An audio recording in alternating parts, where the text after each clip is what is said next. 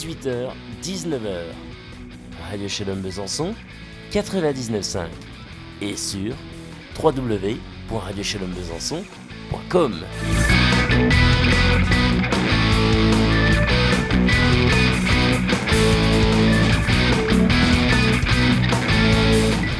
Bonsoir à toutes et à tous, bienvenue dans votre émission Soyons Sport. Thomas, Fred, ça va, tout va bien ? Bonjour Fred. Salut à tous, oui ça va très bien. Eh ben c'est parfait, allez au sommaire ce soir. Tout d'abord, honneur aux jeunes filles avec de la Division 1 féminine. Ensuite la Ligue 1 avec toutes les réactions. La Ligue 2 avec la page consacrée au FC Sochaux-Montbéliard après la défaite face au Stade brestois. Vous viendrez justement dans la deuxième partie d'émission nous dire ce que vous avez ressenti, vous exprimer en direct à l'antenne au 03 81 50 67 51. Il y aura également une place à gagner pour Sochaux-Auxerre de ce mardi, parce que Sochaux recevra demain Auxerre au Stade Bonal. On espère que les Sochaliens vont engranger leur première victoire de la saison. On parlera également de toute l'actualité en Franche-Comté, en championnat de CFA, CFA2, également du handball, parce qu'on était au handball ce vendredi soir, voir le Grand Besançon du handball face à Chartres, et on a vécu un match exceptionnel. Vous écouterez justement les réactions de Sylvain Rognon et d'Antoine Gros dans la deuxième partie de l'émission avec handball aussi avec le SBF, belle victoire du côté de Celles-sur-Belle. On va tout de suite commencer par la Division 1 féminine.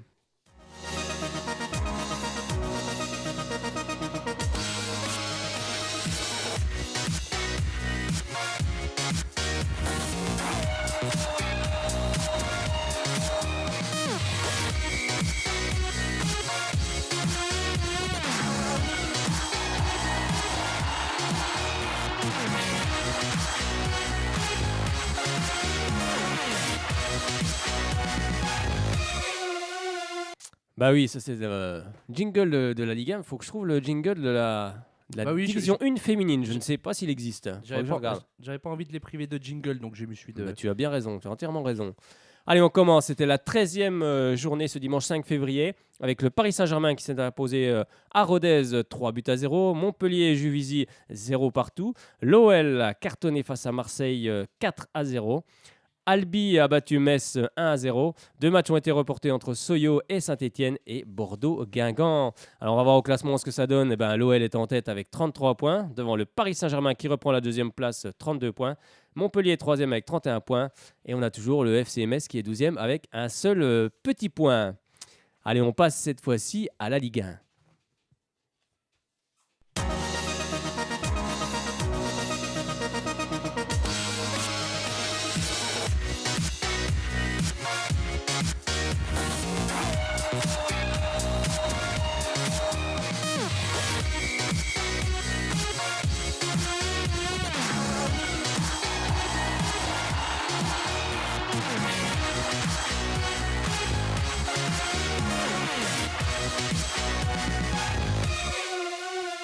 Allez, avant de passer à la Ligue 1, on va juste poser la question pour le jeu, pour la place de ce soir. Alors, on cherche un joueur qui est passé, quand il était plus jeune, du côté de Besançon, dans des équipes du côté de la capitale comtoise et qui joue maintenant à Auxerre, qu'on a reçu la saison dernière. Donc, il joue au poste d'attaquant, là, je pense que je vous ai tout dit. On en reparlera, on attend les réponses. On vous le dira tout à l'heure, juste avant qu'on parle de Sochaux entre Ligue 1 Ligue 2. Voilà, on sera juste au milieu, ça sera impeccable. Allez, en Ligue 1, cette fois-ci, il y avait un premier match ce vendredi 3 février, comptant pour la 23e journée. C'était Metz qui recevait Marseille. Et c'est Metz qui s'est imposé 1-0. Un but de Johan Jouffre, ou Yann Jouffre, je crois que je ne sais plus son prénom, ça doit être ça, Yann Jouffre. Et un très beau but en tout cas, qui intervient à la 92e minute de jeu. Et on va justement entendre les réactions. Alors les réactions, je n'ai plus ma feuille. On va voir, Thomas, tu vas m'aider un peu. Ma fiche a disparu. OM. Non, on est sur quoi? On est sur Metz OM. De Bisevac et Garcia. Voilà, c'est ça. Oui, bien sûr que c'est une victoire importante pour nous, pour se maintenir la Ligue 1. Et c'est une grande victoire contre une grande équipe qui est en ce moment très en forme. Et on a tout fait qu'on gagne ce match. Bien sûr que Marseille il a eu beaucoup de possession de balle. On savait avant le match, mais On a donné notre chance et à la fin c'est le but qui nous fait bien et 3 points qui nous fait vraiment bien. Écoutez, Marseille vient de gagner contre Lyon, ils ont confiance. Après, je ne sais pas comment ils se préparent le match. Il y a des grands joueurs dans cette équipe. Nous on s'est préparé parce qu'on n'a pas la même qualité que Marseille. Notre arme, c'est envie, volonté et jamais lâcher. Marseille a eu quelques occasions de marquer des buts, ils n'ont pas profité. Nous, on a fait et à la fin, c'est nous qui gagnons. On savait que c'était un match piège, on savait que ce serait un match difficile. On a plutôt bien débuté, on combinait bien, on a eu des situations. On n'a pas été performant ce soir ni dans la dernière passe ni dans la finition. Sinon on aurait marqué au moins un but, et marquer au moins un but c'était peut-être l'emporter, en tous les cas ne pas perdre. Mais si on ne marque pas, on ne pouvait pas gagner déjà. Et après, comme je leur avais dit avant le match et j'ai répété à la pause, un coup de pied arrêté pouvait être certainement l'unique chose dangereuse qui nous faisait prendre un but, et c'est ce qui s'est passé. Voilà, donc bravo à Metz qui a joué avec ses moyens, mais pour nous c'est 3 points de perdus, c'est évident. Bah oui, 3 points de perdus pour Marseille, mais 3 points de gagnés en tout cas pour cette équipe messine qui en a bien besoin, hein, car elle n'est pas forcément bien en point en championnat. Elle est pourtant 14e, mais bon, les points sont très importants car derrière, ça remonte aussi, vous allez le voir justement avec les résultats d'après. On passe à Monaco qui jouait ce samedi, c'était le premier match à 17h, Monaco qui recevait Nice. Alors on se disait que ça allait être un gros match. Est-ce que Monaco allait encore infliger une correction, hein, car c'est un peu de coutume au stade de Louis II? Bah oui, Monaco s'est imposé 3-0, des buts de Germain, 47e, et Falcao, un doublé à la 60e et 81e minute de jeu. Tu voulais rajouter quelque chose, Fred? Non, je te voyais approcher du micro. Je suis de Derby, mais c'est vrai que Monaco s'est imposé logiquement sur ce score sans appel. Oui, puis un beau but de Falcao. Vous avez vu comme il entraîne sur la passe en retrait, il entraîne tous les défenseurs, il fait signe d'aller au premier poteau, il se recule, les défenseurs sont pris, ils vont tous devant, et il se recule et il passe en retrait et but. Voilà, ça c'est un vrai attaquant, un vrai buteur. Ben oui, ils sont premiers, on en parlera juste après. Justement, on va entendre les réactions de Valère Germain et de l'entraîneur de Nice, Favre.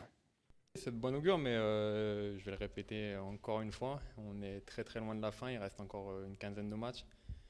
Donc vous faites les calculs, ça fait 45 points, ça peut aller très vite. Il suffit qu'on perde le prochain et ceux derrière gagnent le prochain pour que tout le monde soit ex-aequo. Donc voilà, on est encore très loin du but final, mais c'est sûr que c'est un bon résultat pour nous. Pas de pression particulière, comme je vous ai dit, on ne se prend pas la tête, on essaye de prendre les matchs les uns après les autres, de ne pas penser justement à un titre ou quoi que ce soit, ça nous mettrait une pression supplémentaire, mais voilà, on a quand même un groupe jeune, même s'il y a quand même pas mal d'expérience, donc prendre les matchs les uns après les autres et essayer de gagner dès mardi à Montpellier. Il n'y a que 3 points d'écart, il n'y a pas 20 points d'écart, donc s'il y avait 10-15 points d'écart, je vous dirais peut-être une chose différente aujourd'hui, mais il n'y a que 3 points d'écart, donc tout peut aller très vite.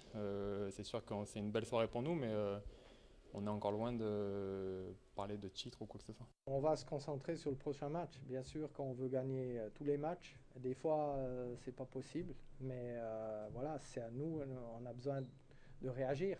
Et là, il faut être... voilà, une victoire, c'est une victoire. Une défaite, c'est une défaite. Il ne faut pas trop l'exagérer, pas trop l'amplifier non plus. C'est tout, on passe au prochain match. On est déçus, c'est tout. Mais encore une fois, il ne faut pas exagérer. C'est une défaite, c'est 3-0, c'est l'ampleur, c'est 3, c'est beaucoup. J'aurais préféré qu'à 1-0, on reste tranquille parce qu'on a encore beaucoup de temps. Et puis là, on prend le 2-0, c'est un beau but aussi, ça va vite. Il y a un passage dans le dos qu'on ne maîtrise pas très bien, puis après ça centre, on n'est pas très bien placé là. Mais voilà, ça va vite aussi des fois. Voilà. Le foot, c'est une question de rythme aussi. Ben voilà, le football, c'est une question de rythme. Je suis entièrement d'accord avec lui. Ça va très vite, en tout cas, ça a été très vite pour Monaco qui a battu cette équipe de l'OGC Nice. Allez, on va partir du côté de Bordeaux, avec Bordeaux qui recevait Rennes, avec un très bon match de la part du Stade Rennais. Franchement, une très belle rencontre pour les hommes de Christian Gourcuff, qui aurait presque pu l'emporter, parce que je crois que Bordeaux n'a qu'une occasion, et je crois que c'est le but, ils n'ont pas eu beaucoup d'occasions. Et finalement, ça a fait un but partout, avec Jérémy Ménez qui a ouvert le score à la 56e minute de jeu, qu'on n'avait pas vu jusque-là. Mais bon, il était là pour marquer le but. Des fois, c'est ça le plus important. Quand on ne voit pas un joueur, on le voit au moment du but et c'est le plus important. Et Johan Gourcuff qui lui marque un très beau but de la tête, une belle tête décroisée sur un excellent centre à la 69e minute de jeu. Et les deux équipes se séparent un but partout. C'est justement ce que dit Christian Gourcuff, qu'il avait un bon match de son équipe. Et Gourvenec, Wilfred. On va justement écouter Christian Gourcuff Oui. avec Jocelyn Gourvenec. Eh ben exactement, on va entendre les deux entraîneurs.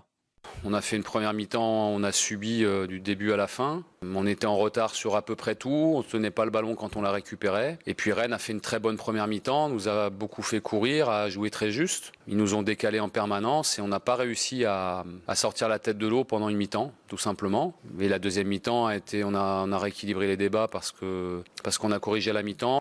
On a marqué en ouvrant le score, c'était un peu mieux. On n'a pas tenu, mais après, les deux équipes ont joué la deuxième mi-temps pour la gagner. On aurait pu la gagner parce qu'on a des occasions très nettes. Et puis Rennes aurait pu la gagner aussi. Quand l'équipe joue comme ça, c'est le meilleur match qu'on ait fait. Ça offre des perspectives. Ça, le regret, évidemment, c'est le résultat. Mais c'est secondaire par rapport à ce que j'ai vu. Donc ça me conforte dans les possibilités qu'on a, sur ce qu'on a pu faire. L'apport de Morgan Amat-Vitanou qui est formidable. Donc voilà, on a vraiment des perspectives. Bah oui, des perspectives du côté du Stade Rennais, on l'espère en tout cas. C'est sûr qu'en jouant de la sorte, ils vont remporter d'autres matchs, ça c'est une certitude.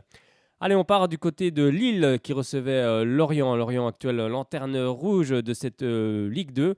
Alors on se disait que Lorient n'allait peut-être pas faire un pli du côté de Lille. Ben non, on a vu une équipe de Lorient bien disposée avec deux lignes de 4 qui laissaient peu de marge à cette équipe lilloise.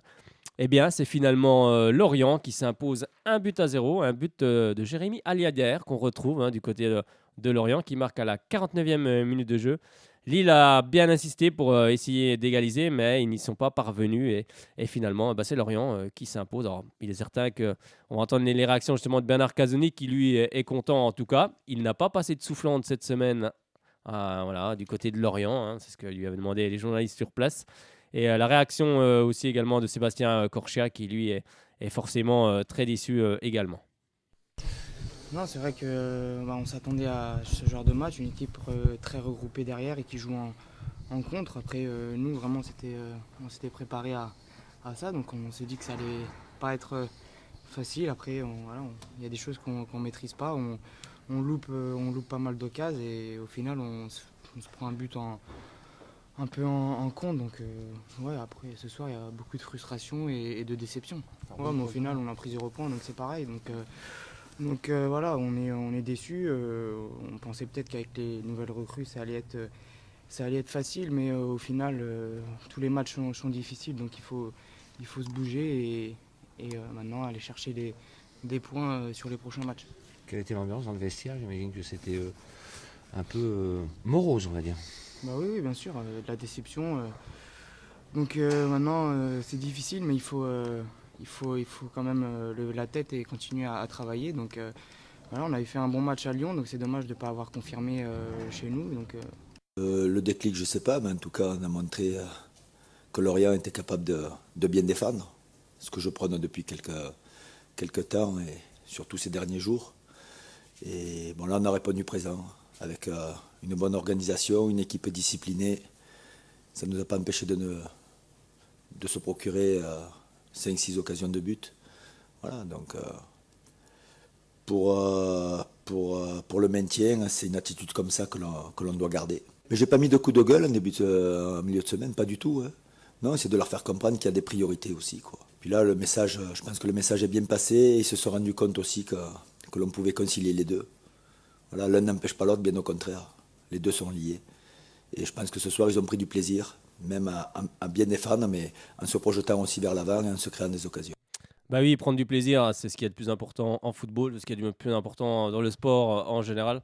Quand on prend du plaisir, même quand on perd, c'est sûr qu'on est forcément déçu, mais si on a fait le maximum, c'est le plus important, justement, on en reparlera tout à l'heure, avec le GBDH, un match, je ne vous dis que ça. Allez, on passe du côté de Dijon, c'est pas très loin de chez nous. Dijon qui recevait le Paris Saint-Germain, avec une belle équipe de Dijon en tout cas, qui a qui a bousculé cette équipe parisienne C'est quand même d'entrée de l'un des match. rares matchs à jouer un samedi que le PSG joue un samedi à 20h. Habituellement, ils sont habitués au dimanche. Ou... Ah oui, c'est peut-être pour ça qu'ils ont été au un samedi peu. après-midi. C'est peut-être pour ça qu'ils ont été un peu, en tout cas. Ils ont eu beaucoup de mal. Hein. C'est vrai qu'ils ont ouvert le score par Lucas Moura à la 29e minute de jeu, mais c'est Tavares qui va égaliser à la 31e suite à une grosse erreur du côté du Paris Saint-Germain. Finalement, en fin de match, Thiago Silva va en tout cas marquer pour le Paris Saint-Germain à la 81e minute de jeu avant que Edinson Cavani, 84e, ne parachève le succès parisien. Mais ça a été très compliqué en tout cas. Bravo à cette équipe de Dijon, même si elle ne prend pas de points. On va justement écouter Baptiste René qui lui n'est pas forcément content. Il a une réaction. Une réaction, il aurait préféré prendre plus de buts à la rigueur, mais puis perdre. Ils ont perdu, mais qu'un match avec cette tournure. Et puis Ben Arfa qui lui fait des éloges sur cette équipe dijonnaise. À l'aller à Paris, on nous avait dit ça, vous avez une belle équipe, vous jouez bien au ballon, mais on en prend 3. Là, on nous dit pareil, on en reprend 3. Donc honnêtement, je préférerais faire un match dégueulasse et balancer devant et prendre un point que bien jouer au ballon, mais sur certains matchs. Ça a été un match assez difficile, avec je trouve une bonne équipe de Dijon qui a essayé de jouer, qui n'a pas eu peur de jouer. Ils ont réussi à égaliser, après c'était compliqué, mais on a été patient et on a réussi à faire la différence à la fin du match. Donc ce soir, on est vraiment content des 3 points qu'on est venu chercher à Dijon. Oui, c'est super bien.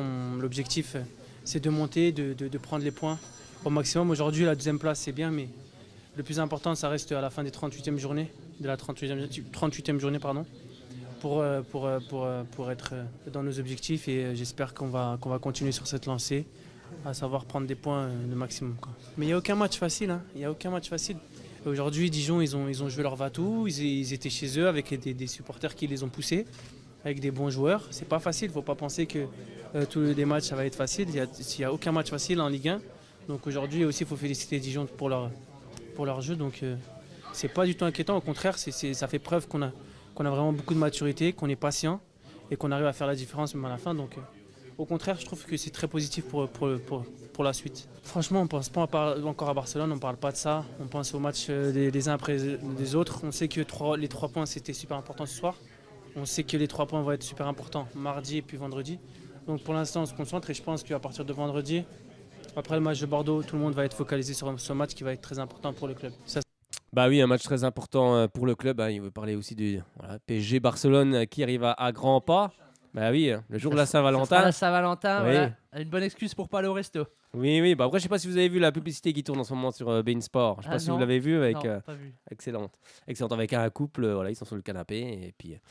J'ai déjà vu, oui. Voilà, et puis le monsieur essaye le mec essaye d'amener le truc tout doucement, et puis en fait c'est la jeune femme qui se prend au jeu, et puis finalement elle est fine folle devant le match, et puis c'est lui qui est tout timide, il sait plus trop où se mettre. Je trouve que la pub était assez sympa, quoi. Surtout en parlant de la semaine prochaine, parce qu'il y aura 3 bons matchs en Coupe d'Europe avec Monaco et Manchester City, puis Saint-Etienne avec Manchester United.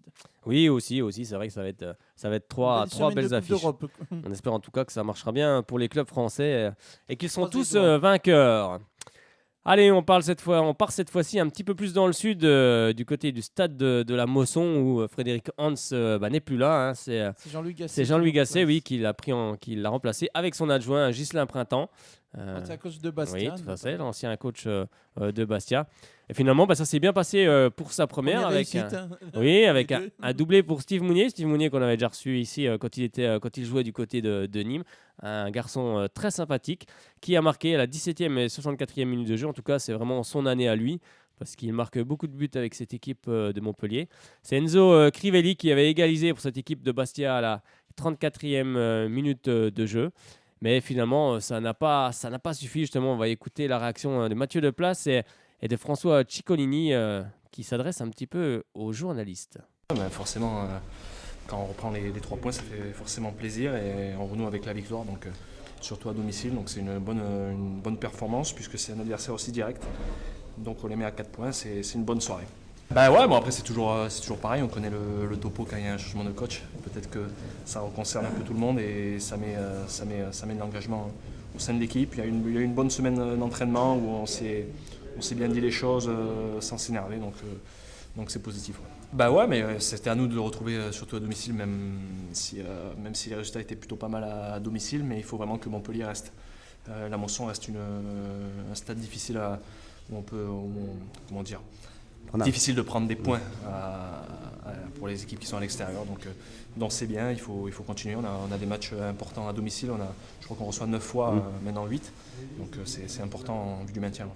Non, on n'a pas. Justement, on essaie de garder le ballon un maximum, peut-être plus qu'on le faisait auparavant. Mais on ne s'est pas vraiment pris la tête sur toute la semaine quand tu réfléchis trop, c'est justement là où tu prends des buts. Donc on a mis les choses à plat, on a discuté. Le coach a ses idées en tête, on les a appliquées. Donc ce soir, ça a été bien fait, même si on prend ce but encore sur ce coup de pied arrêté. Donc il faut encore cravacher. Ouais.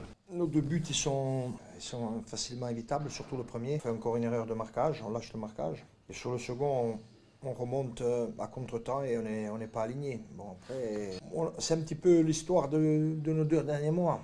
On a beaucoup d'occasions, première mi-temps, on ne les concrétise pas contre une équipe de Montpellier qui est dans la difficulté. Et on fait une seconde mi-temps beaucoup moins bonne où on a trop reculé. C'est un petit peu la photographie des 2 dernières semaines. Parce que Pierre Benson est blessé, c'est tout, c'est simple comme bonjour. Et arrière central, c'est vous qui allez jouer, monsieur. Non, Alex Djikou, le jour où il jouera arrière central et que ça sera son métier, je vous le dirai. Voilà, il vous le dira quand ça sera son métier et quand il jouera défenseur central. Voilà, j'aime bien ces petits tacles avec la presse de François Ciccolini. Allez, on passe cette fois-ci, on remonte un petit peu, on va du côté de la Bretagne avec Guingamp qui recevait l'équipe de Caen. Et ben c'est finalement Caen qui va faire le hold-up à la 90e minute de jeu sur un but de Yann Caramo et qui marque et qui donne l'avantage et surtout le score final, 1-0 pour cette équipe de Caen qui, voilà, un match un petit peu bizarre des 2 équipes, mais à la finale, c'est Caen qui réussit un très bel hold-up et finalement prend des points précieux également. On va entendre justement Antoine Camboiré et Rémi Vercoutre. Ça fait longtemps que je ne parle plus de l'arbitrage, hein, donc au-delà donc des 3 minutes, je dirais que c'est un match intéressant qu'on a proposé ce soir.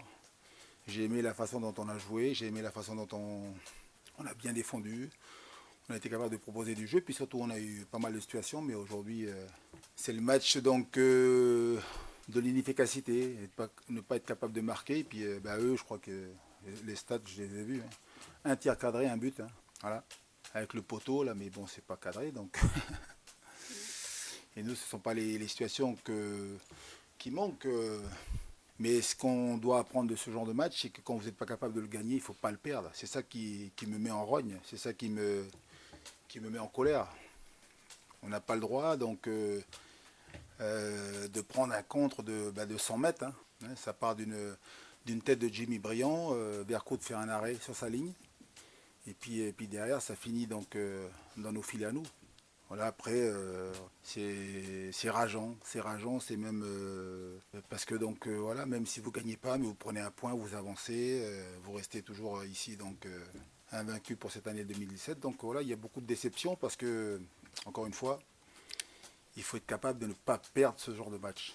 Je suis venu les 2 dernières années avec vous au micro à chaque fois et on est reparti ici un peu bredouille. On faisait pas des mauvais matchs, mais on ramenait jamais de points de Guingamp. C'est un endroit toujours compliqué où il y a des valeurs de cœur et ici venir gagner, prendre des points, il faut s'arracher. C'est ce qu'on a su faire. Voilà, on est heureux. C'est notre première victoire à l'extérieur. Elle a été dure à accoucher, mais elle est là. Voilà, donc on va beaucoup savourer ces 3 points qu'on attendait. On était raillés parce qu'on ne gagnait pas à l'extérieur, c'est fait. Et maintenant, dans 3 jours, on remet ça, donc bien récupérer et se tourner tout de suite vers Bordeaux. Bah oui, se tourner tout de suite vers Bordeaux. C'est vrai que Caen est dans les dernières positions au classement et c'est des points précieux, des points qui vont sûrement servir en fin de saison parce que le maintien va se jouer en très peu de points à mon avis parce que les équipes sont vraiment au coude à coude. Ça va être tendu vraiment jusqu'à la fin. Allez, on passe au match qui avait lieu ce dimanche avec Toulouse-Angers. On est toujours très content d'aller du côté de Toulouse et d'entendre les réactions de Pascal Duprat. En tout cas, là, il était très content. D'ailleurs, on en a remis une couche aux journalistes encore une fois. Et justement, Toulouse qui s'est imposé largement, hein, le carton de cette journée qui n'est pas sur ma feuille. C'était 4-0, je ne le vois pas. Mais s'il est derrière, il faut que je tourne les feuilles. Hein. Ah, on n'a pas d'assistante ici pour tourner les feuilles encore. Hein. Non, quand même, on peut le faire. Allez, avec des buts tout d'abord de Andy Delors qui marque pour son retour en Ligue 1 à la 47e minute de jeu. Un but 100% mercato avec un centre de Corentin Jean pour Andy Delors. Bravo. Bravo le mercato. Hein. Voilà. 1-0, l'ouverture du score. Ensuite, c'est Braithwaite sur penalty à la 56e minute de jeu qui va donner l'avantage à cette équipe de Toulouse. Ensuite, Oscar Trero à la 69e minute de jeu et Toivonen à la 89e va parachever le succès des Toulousains face à des Angevins un peu timides, j'ai trouvé. Mais bon, c'est comme ça. Hein. C'est Toulouse qui a été, en tout cas, qui a été le meilleur sur cette partie. Justement, on va écouter Andy Delors qui revient justement sur son premier but. Pascal Duprat également, qui a pu dire aux journalistes que le lendemain du match, ils n'allaient pas pouvoir mettre quelque chose. Vous allez voir, vous allez écouter, c'est assez sympa. Et Stéphane Moulin également, qui lui est forcément très déçu.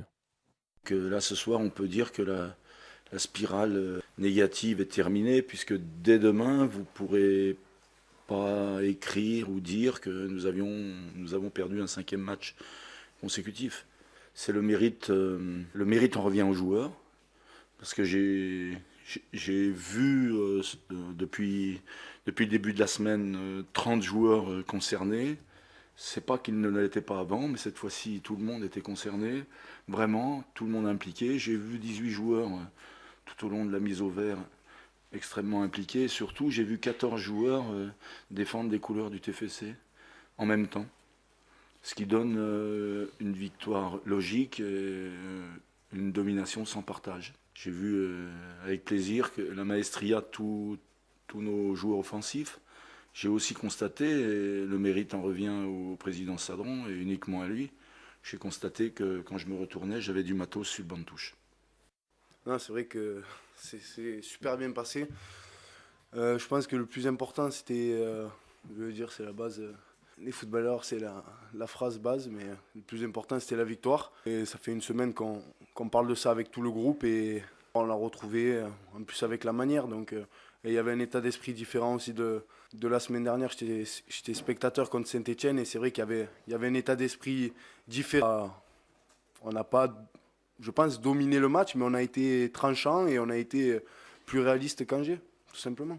La deuxième mi-temps où on a raté notre mi-temps dans les grandes largeurs. Voilà, donc les Toulousains en ont bien profité, notamment sur les 2 premiers buts, puisque c'est quand même 2 grosses erreurs de notre part.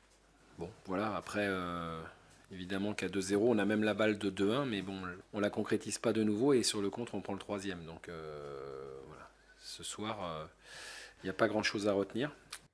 Il n'y a pas grand-chose à retenir pour Stéphane Moulin. Non, c'est une défaite 4-0. C'est sûr qu'il y a des choses qui n'ont certainement pas fonctionné du côté d'Angers.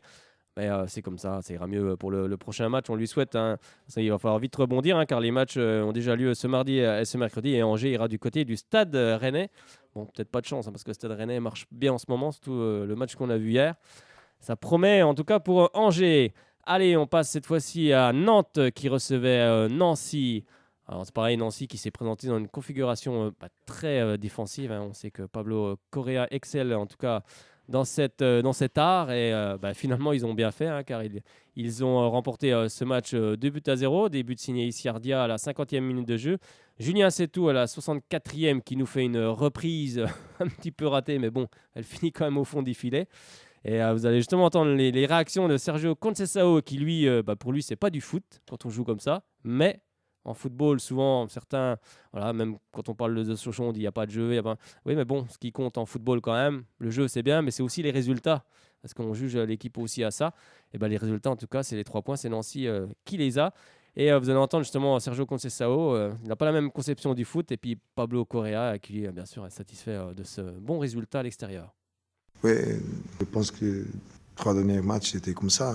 Vous avez vu, on essaye de mettre sur le terrain facilement une dynamique intéressante, du rythme, on cherche de jouer le ballon, mais on trouve des équipes comme ça, qui jouent autour de jeu direct, long ballon, deuxième ballon.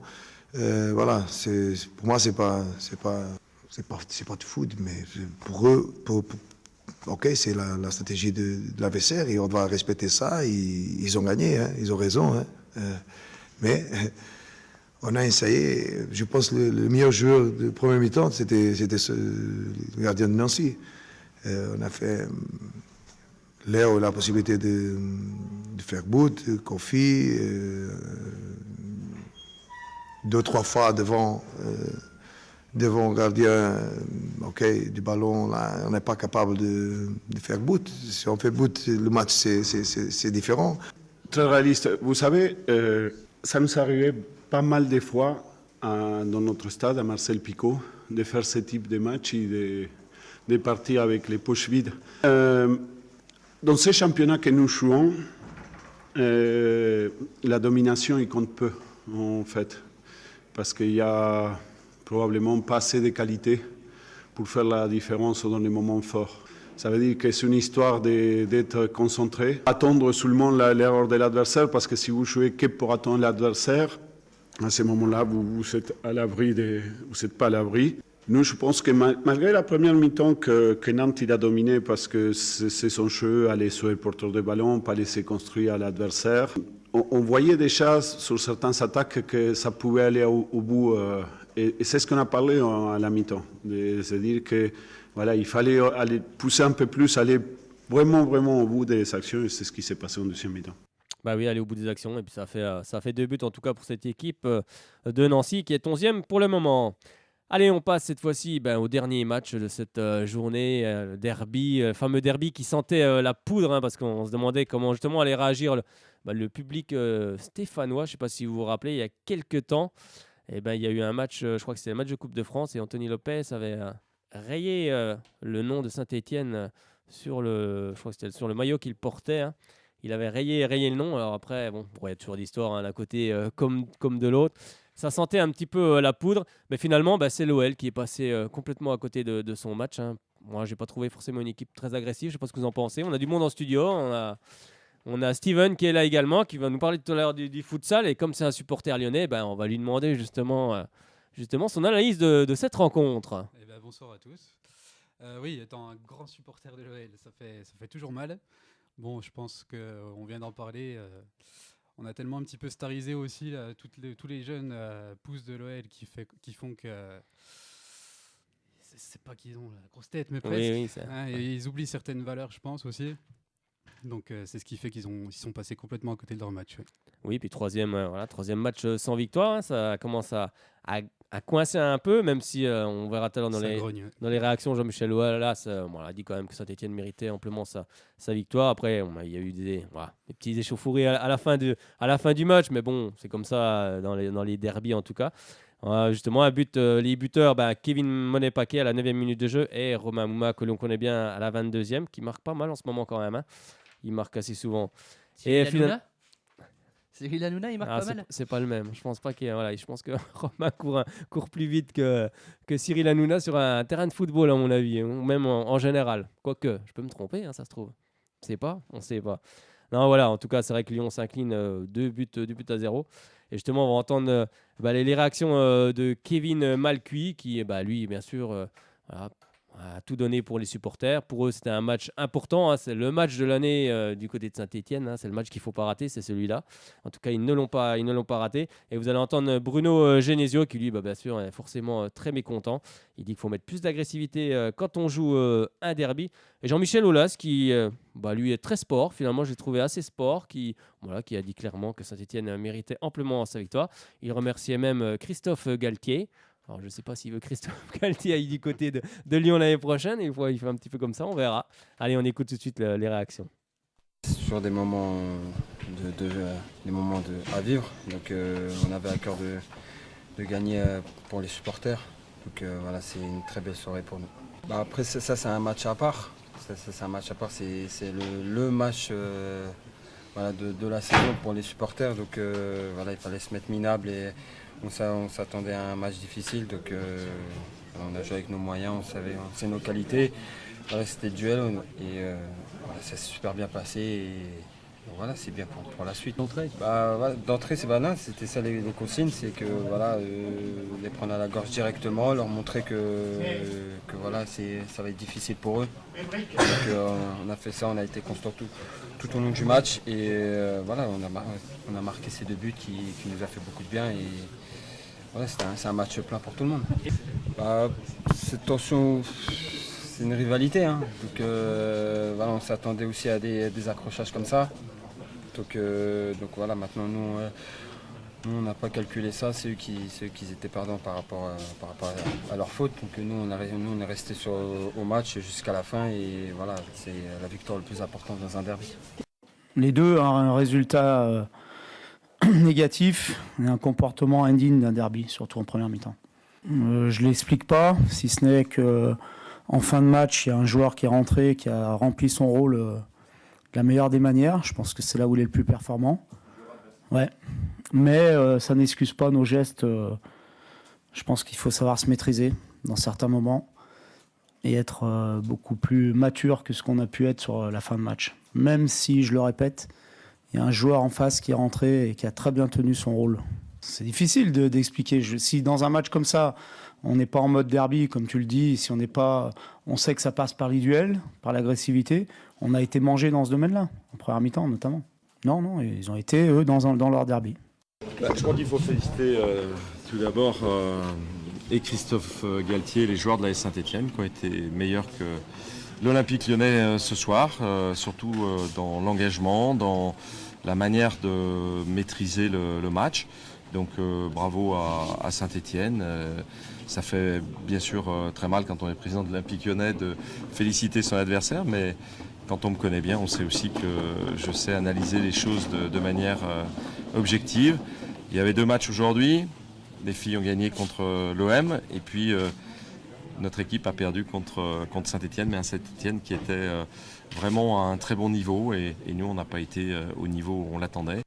Bah oui, pas au niveau où on l'attendait. Un petit message d'ailleurs pour les filles de l'OL, qui, on l'a annoncé tout à l'heure, qui avaient cartonné en tout cas en marquant 4 buts. Il l'a souligné aussi, Jean-Michel Aulas.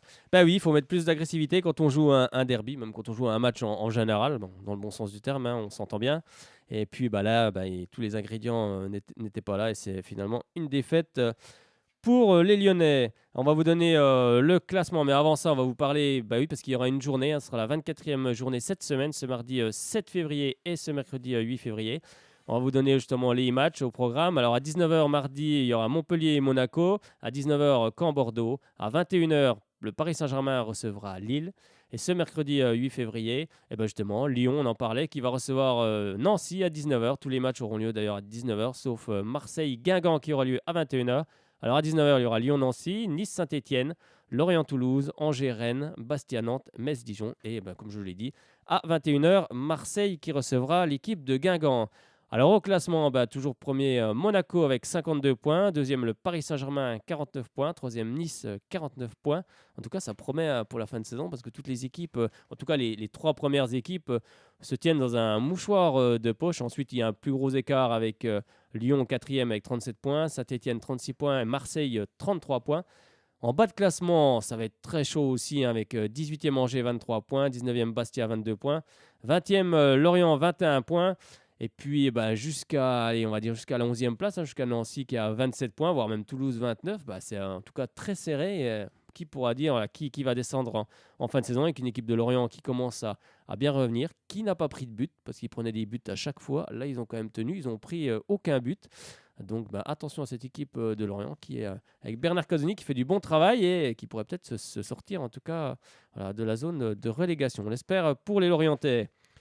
Allez, on a fini pour la journée de Ligue 1. Pour la Ligue 1, on va passer, avant justement d'aller vers la Ligue 2, on va parler de la jeunesse du FCSM avec Alexis De Freitas.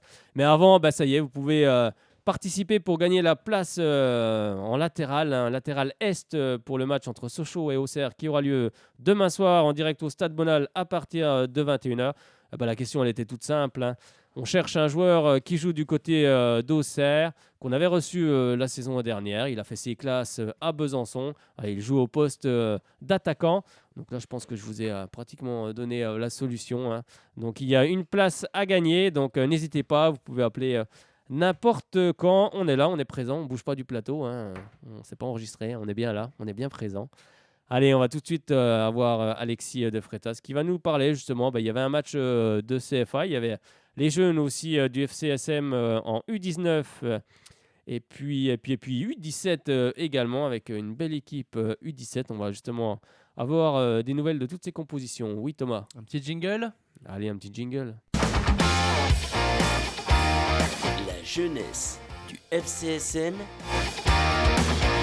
Alexis de Freitas. Alors Fred, on n'a pas Alexis en ligne? Ah, il va arriver, Alexis. Il va arriver, sinon c'est dehors. Comme ça se passe ici. Sans indemnité, hein, parce qu'il y a des grosses indemnités ici. Hein. Non, on va pas rester. d'emploi fictif Allez, ici, Fred, restez avec le téléphone. Ça va, ça. Comment? Je vais peut-être venir travailler ici. Ah bah si tu veux, mais on s'enrichit pas hein, ici. Si, on s'enrichit du monde qu'il y a ici. Mais, On est riche quand Sochaux gagne, mais sinon... Voilà. En ce moment, c'est un peu la disette. Hein. On cherche au fond des poches parce qu'on n'a plus grand-chose. Hein. On a presque fait le Sochauton pour le mercato. Mais... Est-ce que vous voulez que je vous dise un mot de la Liga pour non, meubler mais il nous parle de Barcelone, forcément. Barça a gagné, Madrid a fait match nul, donc je suis obligé d'en parler. On joue pas dans la même cour, là. Mais c'est vrai, Barça a fait un bon match en tout cas. Et c'était. Alors, est-ce qu'on a Alexis? Qu'est-ce qu'il fait, Alexis? Bon, Alexis, si tu nous écoutes, voilà, tu peux nous rappeler. On va passer à l'actualité du FC Sochaux-Montbéliard. Et c'est maintenant. Vous pouvez appeler, vous pouvez vous exprimer en direct au 03 80 50 67 51. Comment vous avez trouvé le match contre le Stade Brestois? On va en parler justement, mais on va déjà écouter peut-être le résumé justement de cette rencontre et après. D'abord, je mets un jingle. Allez, mets le jingle.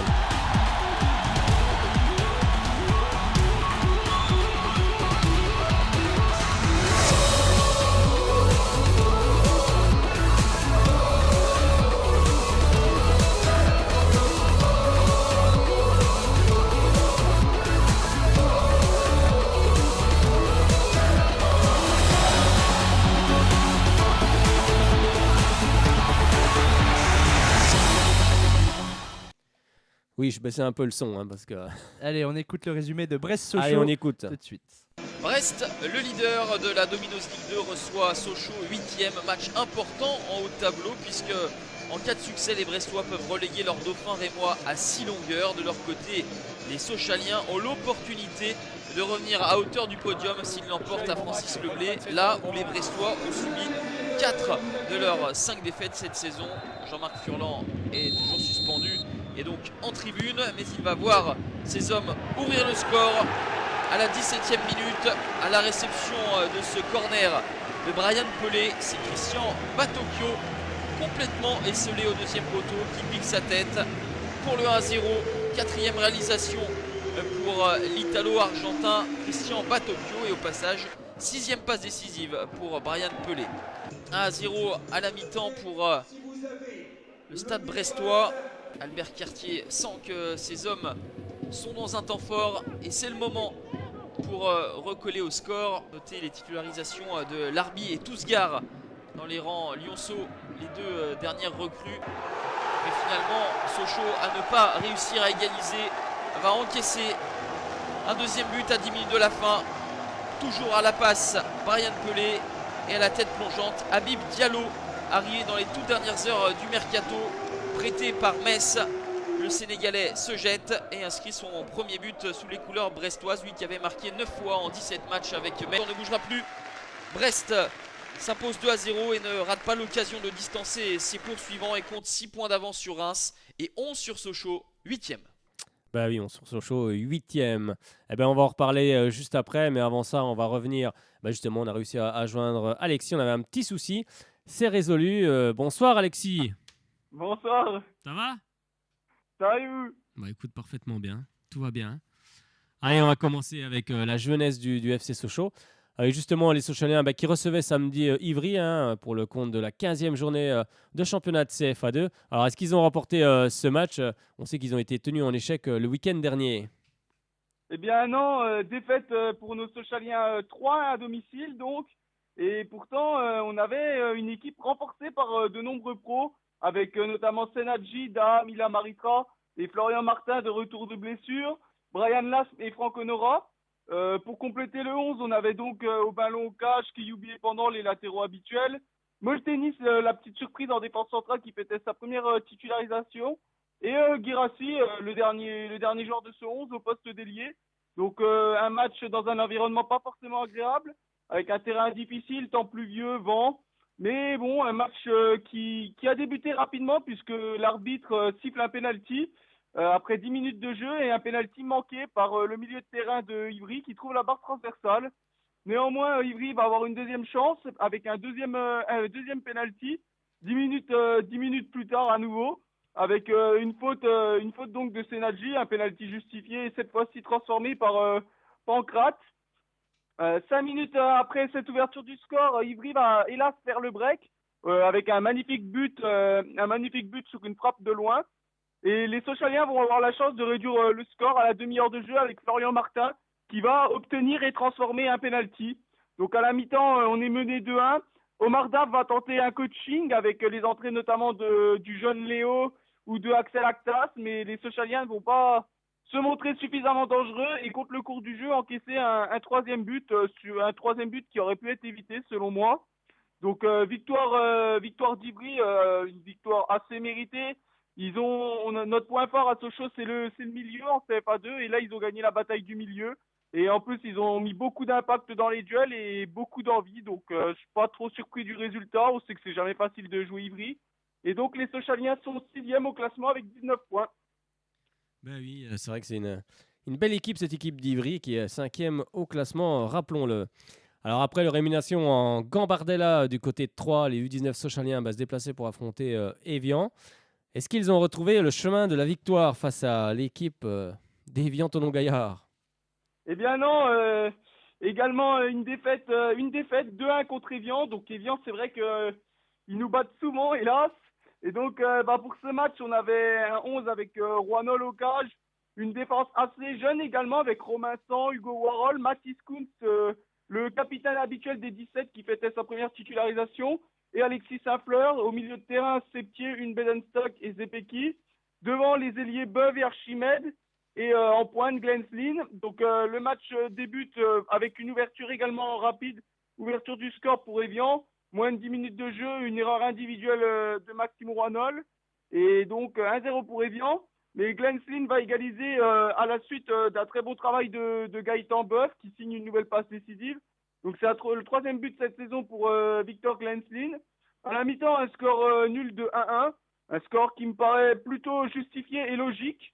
Et les Sochaliens vont en deuxième mi-temps bouger, se créer des occasions avec un Gaëtan Boeuf qui fait un nouveau gros match. Mais hélas, ils ne vont pas réussir à les concrétiser. Et pire, ils vont concéder un deuxième but à 9 minutes de la fin sur un corner. Un but d'un défenseur d'Évian qui était monté apporter un soutien dans la surface. Et donc, les Sochaliens vont avoir l'occasion d'égaliser avec Zepeki qui va trouver la barre transversale. Mais hélas, ils vont concéder cette défaite. Et au classement, les Sochaliens sont donc 4e avec 32 points. À 9 points du deuxième, on sait que c'est l'objectif d'être deuxième en U19 puisqu'Auxerre a devancé tous ses concurrents. Donc on est à 9 points du deuxième Nancy, mais on compte 2 matchs de retard sur Nancy. Donc ce n'est pas encore joué pour Nancy. Ah oui, on va passer cette fois-ci à nos U17 Sochaliens, une très très belle équipe qui était opposée à Mulhouse car ils étaient en déplacement. Alors est-ce qu'ils ont confirmé leur impressionnante forme depuis ce début de saison? Eh bien oui, aucun problème pour les U17, j'ai envie de dire, avec un large succès 6 buts à 1. Donc le 11, rapidement, un seul changement comparé au 11 de la semaine dernière, avec Gauthier Guérin qui remplace le jeune Lucien Adong. C'est le premier match où Lucien Adong n'est pas titulaire. Donc pour le reste du 11, le même que la semaine dernière, donc l'héritier au cage, une défense, toujours la défense remaniée avec les absences de Kuntz en U19 et Lacroix, donc Lambolène, Sakala, Baki et Moubiala pour la défense. Et les autres, c'est les renforts offensifs d'habituels avec NDI, avec Le Sueur, Baruki et D'Ambrosio. Donc pour parler du match, les Sochaliens à la surprise vont concéder l'ouverture du score. Une ouverture du score rapide au bout de 5 minutes de jeu, je crois. Donc une ouverture du score contre le cours du jeu sur un contre. Donc Mulhouse a très bien géré. On pense que Mulhouse va poser problème à cette équipe sochalienne, mais pas vraiment, puisque les Sochaliens vont jouer tranquille leur jeu. Bariki va égaliser à la demi-heure de jeu avant que notre buteur maison d'Ambrosio ne donne l'avantage. À la mi-temps, on mène donc 2-1, on a renversé le match et on va pas se contenter de ce score. D'Ambrosio va inscrire un doublé vers la 70e, donc 3-1. Et pour D'Ambrosio, ça fait 22 buts en 16 matchs. Et donc le break est fait, mais on ne s'arrête toujours pas. Bariki va ensuite inscrire 3 buts de plus, donc ça porte son compteur avec un quadriplé à 7 buts en 6 titularisations, donc également une bonne performance de Bariki qui est un joker de luxe et maintenant même devient titulaire. Et on peut également saluer le coaching payant de Michael Vallée et donc l'apport des entrants, puisque je crois que déjà il y a 2 entrants qui ont été décisifs dans les constructions apportant les buts, signant des passes décisives. Donc ça prouve que même quand le score est acquis, les entrants veulent apporter leur touche. Et donc ça fait plaisir d'avoir un groupe sur lequel on peut compter entièrement. Pour parler du classement, les Sochaliens toujours premiers, 15 victoires, 1 défaite en 16 matchs, donc parcours honorable. Mais l'équipe qui est la meilleure dans cette division, 54 buts marqués contre 10 encaissés, donc meilleure défense et attaque. Et on a 8 points d'avance sur le deuxième. Et en plus de ça, on possède 2 matchs de retard sur le deuxième. Donc l'occasion de porter le compteur à 16 points d'avance. Si les 2 matchs sont remportés. En tout cas, j'aime bien la philosophie de Michael Vallée, parce qu'on continue, même si le score est assez large, on continue toujours à jouer et à mettre des buts. Et ça, c'est important justement pour inculquer aux jeunes joueurs de ne jamais lâcher. Comme on en a déjà parlé ici, mais c'est vrai que si l'équipe doit en prendre 10, elle en prend 10. Quoi. Comment ? Oui, c'est vrai. Non, mais c'est vrai que c'est important aussi également parce que j'ai vu cette année en CFA2, Créteil qui était venu jouer à Besançon et voilà, ils ont ouvert le score et après ils sont tous repartis en défense. Je dis non, pour une équipe, pour une réserve professionnelle, faut continuer de jouer, faut aller de l'avant et tout. Bon, finalement, je crois que c'était un match du Racing. Le Racing avait égalisé. Mais bon, voilà, j'avais pas trouvé ça super. Et ça, je trouve cette philosophie, en tout cas, très bonne. Il faut toujours aller de l'avant, toujours marquer des buts. C'est ça le plus important, tout en essayant de bien défendre aussi. C'est jamais simple de trouver le bon équilibre entre l'attaque et la défense. En tout cas, moi, j'aime bien cette philosophie. Merci en tout cas, Alexis, pour toutes ces infos. Et puis, on se retrouve lundi prochain pour les prochains matchs. Et oui, lundi prochain, donc au programme match des 19 et des 17, il me semble que la CFA2 ne joue pas, excepté si le match de coupe qui était reporté est mis cette semaine, mais normalement Oui, U19 et U17 dessus, donc je serai bien présent. C'est vrai, il y a des matchs en retard en CFA. Je crois que le BFC doit recevoir Ivry ici, donc justement, ils seront prévenus en tout cas que les Sochaliens ont perdu, donc l'équipe d'Ivry est une belle équipe très athlétique. Merci Alexis, et puis à lundi prochain. À lundi, bonne semaine. Merci, à toi aussi. Allez, on revient cette fois-ci au FC Sochaux Montbéliard. Allez, venez avec nous, venez vous exprimer. Est-ce que vous avez aimé la rencontre face au stade brestois ? Bon, je pense déjà connaître un petit peu les réponses, parce que j'ai vu des choses sur les réseaux sociaux ce week-end assez extraordinaires. C'est pas parce qu'on perd 2 matchs que ça y est, tout est fini, tout est remis en cause, la saison est terminée. Non, rien n'est terminé. C'est vrai que c'est un coup d'arrêt. Autant le match qu'on perd à Brest, bon, c'était le leader. Bon, encore à la rigueur, on ne sera pas les seuls à perdre du côté Stade Brestois, même si on peut revenir sur la manière. On fait 2 grosses erreurs d'inattention, notamment le premier but sur le corner. Il n'y a personne au marquage. Ensuite, le deuxième but, Sochaux a essayé d'égaliser. On prend le deuxième et puis le match est terminé. Après, moi, c'était plus sur le match d'Orléans que je leur en veux, parce qu'à Orléans, on ne doit pas perdre cette rencontre. Que face à Brest. Mais bon, après, on a des joueurs qui arrivent aussi, comme Mohamed Larbi, comme Johan Tousgar, qui vont nous amener quelque chose. J'en suis persuadé, sont d'excellents joueurs. Il faut que ça crée. Il faut qu'il y ait des automatismes dans cette équipe. Après, on va revenir aussi sur le match de la CAN. On va en parler après avec la blessure d'Adolphe Tekieu. Ça, c'est quand même un petit peu plus embarrassant. On ne sait pas encore la gravité de sa blessure, mais on va en parler juste après. Alors, juste pour vous donner quelques stats quand même, parce que bon, c'est sûr que les stats sont pas géniales. Bon, Sochaux a eu 51% de possession de ballon par rapport à Brest qui en a eu 49%. Il y a eu 20% de tirs cadrés côté sochalien contre 40 du côté du Stade brestois, ce qui fait en termes d'occasion de but 2 tirs cadrés pour Sochaux et 4 pour le Stade brestois. 10 fautes commises par Sochaux, 8 pour Brest, un carton jaune chacun. 4 corners pour Brest, 3 pour Sochaux et 2 hors-jeu pour cette équipe de Brest et 1 pour l'équipe du FC Sochaux-Montbéliard. C'est dommage que Sochaux avait réussi un bon début de match en pressant très haut et ensuite corner, pas de marquage et ça ces dernières semaines on fait des cadeaux à tout va mais va falloir que ça s'arrête, Noël c'est terminé donc il va falloir passer à autre chose. Et on va écouter justement Albert Cartier, Jean-Marc Furlan qui était privé de banc pendant de longs matchs, il va être obligé de s'asseoir en tribune mais à un moment donné il est descendu presque au bord du terrain donc on se demande si la suspension est bien respectée ou pas. Mais bon, on apprécie Jean-Marc Furlan qui est vraiment un très bon entraîneur. Et surtout, ce qu'il faut rappeler, parce que j'ai vu des choses sur ce week-end sur les réseaux sociaux. Brest, ça fait 4 ans qu'ils sont en Ligue 2. 4 ans qu'ils construisent leur équipe. Ils ont commencé avec Alex Dupont qui a fait un très bon travail de fond. Là, Jean-Marc Furlan vient apporter lui sa pierre à l'édifice. Voilà, une équipe ça se construit, une équipe ça se fait pas en 6 mois. Nous on a perdu beaucoup de temps avec forcément l'actionnaire, on ne savait pas comment ça allait se passer. Tout était un peu bizarre. Donc là on a perdu beaucoup de temps. Peut-être pas une erreur de casting avec Olivier Chauffny, mais on a perdu quand même du temps également. Après on a repris Albert Cartier qui a sans doute bien sûr plus d'expérience, mais on a perdu également encore du temps. Donc une équipe ça se construit justement. On va écouter Albert Cartier à la fin de cette rencontre. Ouais, une belle prestation des garçons, c'était très intéressant. On avait à cœur effectivement de s'améliorer par rapport à ce que nous vivons, par rapport à nos temps forts et nos temps faibles.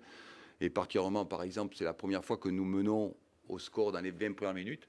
C'est quelque chose, on l'avait évoqué avec les joueurs, parce que depuis la saison, on fait des bonnes entames de match avec des occasions, mais on ne claquait pas de but. Et on voulait, quelque part, on avait à cœur de savoir si sur un match, on pouvait mener en début de match et comment on pouvait gérer la rencontre derrière. Et là, pour la première fois, nous avons mené au score dans les 20 premières minutes, 17, 18 ou 19e. Et voilà, donc c'est vraiment un match très intéressant parce que Sochaux affiche une densité physique et un impact et un rythme pendant une heure très important qui est du plus haut niveau. On l'avait connu aussi certaines équipes comme Stras ou comme aussi Lens nous avait imposé ça et avec pour nous beaucoup de difficultés.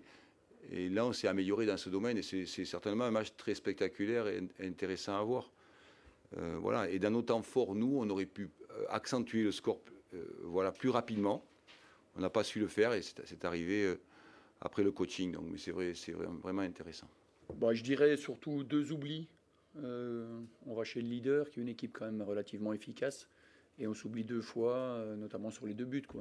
Voilà, sur un corner où on n'est pas au marquage, et puis sur une rentrée en touche, lors d'un changement, on n'est pas attentif. Et ce qui est dommage, parce que contre ce genre d'équipe et ce genre d'adversaire, je rappelle, qui est relativement efficace et qui excelle dans l'art de bonifier les situations. Voilà, on s'est mis en danger et on a finalement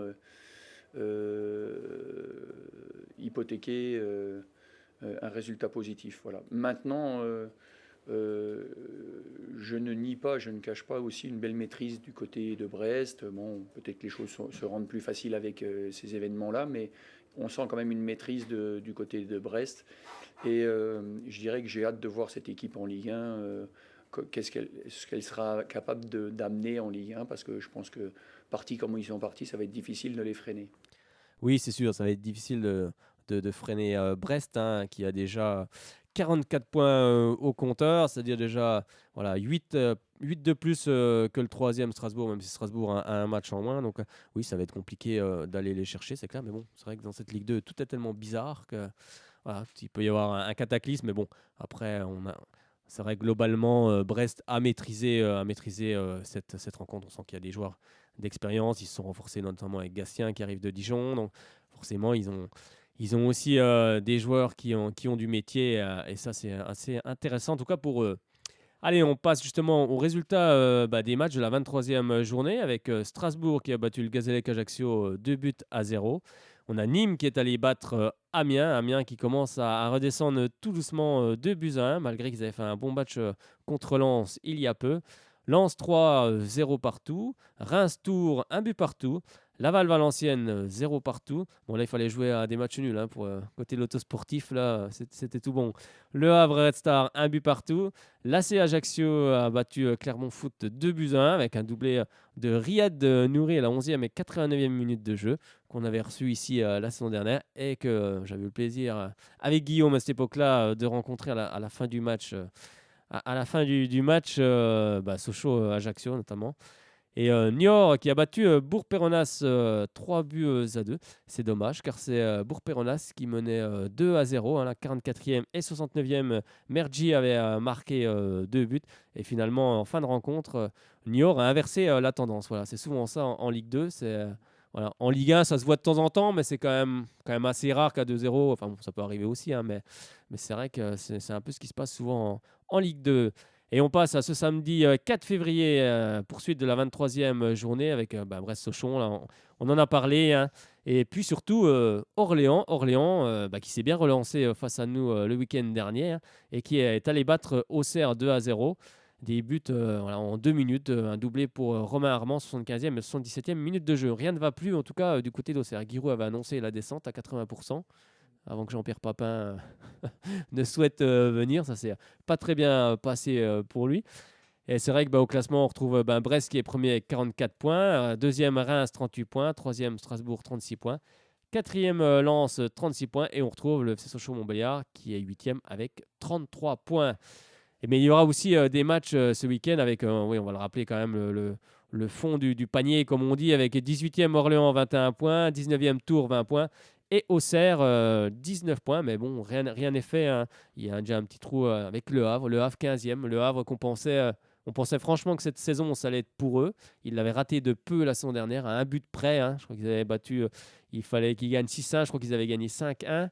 Et ils étaient passés tout près. Finalement, tout le monde en début de saison disait le Havre va monter, le Havre va monter.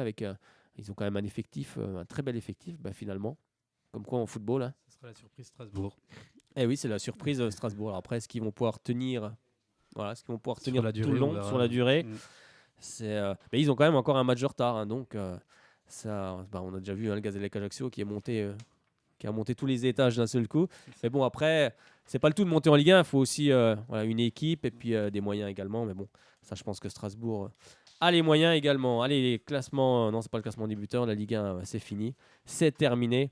Un petit mot tout de même du national hein, avec notamment, non, qu'est-ce que j'ai oublié? Non, c'était bon, c'est le national. Le national avec l'ASM Belfort qui recevait Dunkerque. Hein, le match avait été reporté.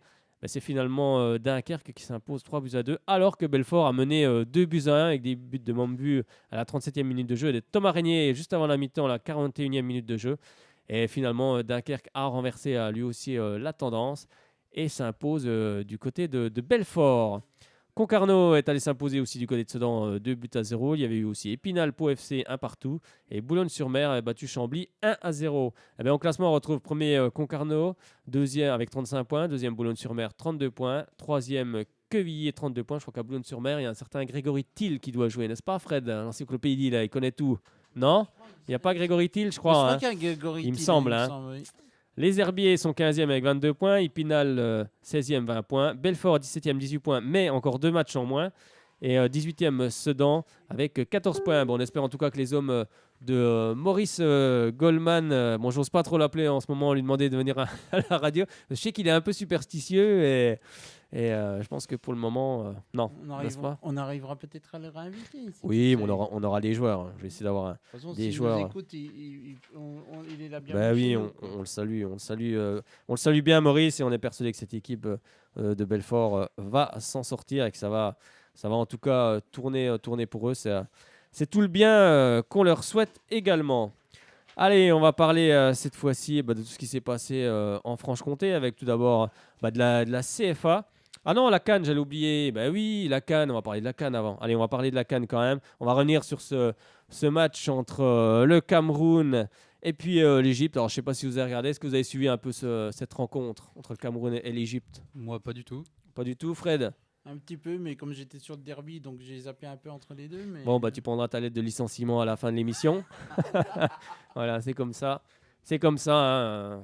On nous a dit de faire du lest et il fallait qu'on licencie les gens. Voilà.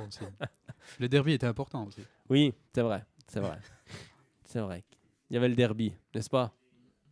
Non, moi, j'ai été un peu partout. J'ai regardé quand même ce match avec un match qui commence mal avec une grosse erreur de défense de notre Adolphe Dekieux, qui n'est pas au marquage sur justement le joueur égyptien, et il arrive à se faufiler et à marquer un beau but, parce qu'il faut le mettre dans un angle fermé. 1-0 pour l'Égypte. On se dit que ça commence mal. Ensuite, Adolphe Dekieux se blesse. Alors là, je pense que du côté de Sochaux, on a dû faire la grise mine parce qu'on a vendu Jérôme Onguéné du côté de Stuttgart. Bon, après, la proposition était belle aussi, 2,5 millions d'euros plus 800 000 euros de bonus, qui fait 3,3 millions. C'est aussi important. Il faut aussi rappeler que Sochaux a besoin de vendre aussi pour vivre. Ça a toujours été le credo du club. On n'a pas un mécène non plus comme au Paris Saint-Germain qui peut investir des dizaines de millions. Donc, on est obligé de vendre. Mais c'est vrai que... on espère encore en savoir un peu plus sur la blessure d'Adolphe Dekieux. Et il a dû sortir, il a dû laisser sa place à Nkoulou. Finalement, on se dit que les sorciers africains ont... Bonne pioche pour le Cameroun. Bonne pioche, parce que c'est lui qui marque, en tout cas qui égalise pour l'équipe du Cameroun. Et ensuite, un beau but également d'Aboubacar, juste à la 89e minute, dans les dernières minutes de cette rencontre. Alors, c'est sûr que ça a dû être une explosion de joie dans tout le Cameroun et dans tous les Camerounais qui habitent en tout cas en France. Et c'est finalement le Cameroun qui s'impose 15 ans après. Pendant 15 ans, ça a été la disette du côté du Cameroun. Et finalement, il s'impose 2-1. On va écouter justement le résumé de cette rencontre avec le gardien égyptien qui lui avait quand même 44 ans. C'est un monument du football égyptien et du football aussi africain. Parce que je n'ai pas compté le nombre de cannes qu'il avait à son effectif. Moi, je crois que c'était 7, mais je ne suis pas certain, mais je crois que c'est 7 cannes. Donc, c'est assez exceptionnel. On va écouter justement le résumé de cette rencontre. Coup d'envoi de cette finale de la Coupe d'Afrique des Nations 2017, la 31e finale de l'histoire de cette Coupe d'Afrique. Affiche de choix entre deux monuments du continent africain. L'Égypte qui, on l'a dit, s'appuie sur une grande solidité défensive autour de cette charnière. Ahmed Ghazi, Ali Gavre, qui peut exploser aussi très vite à l'image de ce superbe mouvement avec Mohamed Salah. En une touche pour El Saïd qui prend sa chance. C'est capté par Fabrice Andoa. On a vu avec Elneny qui s'incorpore. Ça c'est important aussi de la part d'Elneny, l'extérieur du pied est bon pour Warda avec Salah dans son dos. Le voici servi, Mohamed Salah qui va pouvoir combiner de nouveau avec Elneny. Il a été oublié. Elneny et c'est l'Égypte qui ouvre le score sur ce superbe geste de Mohamed Elneny. Le décalage parfait et l'intérieur du pied au premier poteau. 1-0 pour les Pharaons. Et ça faisait 2-3 fois. On se rappelle tout à l'heure la première occasion de Mohamed Salah qui avait eu un oubli sur le côté gauche entre Dekieux, entre Oyongo. Sur les départs, et là on vous l'avait dit, la malice, le coup d'œil et la vista de Mohamed Salah sur la première incorporation d'Elneny. On le voit, c'est lui tranquillement qui ramène ce ballon. Regardez Dekieux qui l'oublie, Oyongo qui revient un petit peu tardivement, et tranquillement l'ajustement technique de la part de Salah et d'Elneny. Évidemment, Nicolas Nkoulou Ndiado bien sûr est présent aussi, c'est lui qui a été recherché. Chance pour Moukandjo qui peut s'appliquer. Voilà. La tête de Nicolas Nkoulou comme un symbole. C'est lui, Nicolas Nkoulou, qui vient relancer les Lions indomptables. Entré à la place de Dekieux blessé. Le défenseur central de l'OL qui relance complètement le Cameroun dans cette finale. Effectivement, mais est-ce que c'est le fruit du hasard ce but? On va dire peut-être que non, Xavier, puisque notamment sur sa deuxième incursion au départ avec Bassogod qui a donné l'impulsion à cette équipe du Cameroun. Derrière en deux temps avec ce ballon récupéré, cette volonté de gagner le deuxième ballon, ce décalage et la qualité de centre de la part de Benjamin Moukandjo. On voit les Égyptiens qui tardent à remonter, qui perdent le duel.